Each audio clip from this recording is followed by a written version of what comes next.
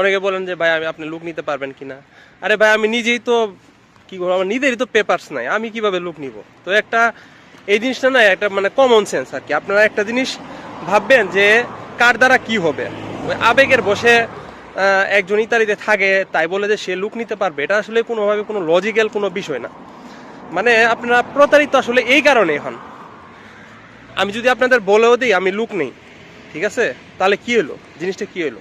আমার কি সেই ক্ষমতা আছে আপনার মনে হয়? কোনোভাবেই না। শুধু আমার না, আমার মতো যে টাইপের লোক আছে তাদেরকে কখনো টাকা পয়সা দিবেন না, বা এদের মাধ্যমে কখনো ইউরোপের জন্য কোনো কাগজপত্র প্রসেস করবেন না। আমি আপনাদের আজকে ডাইরেক্ট একটা কথা বলে দিই, এটা আপনাদের জন্য নিজের জন্য ক্ষতিকর।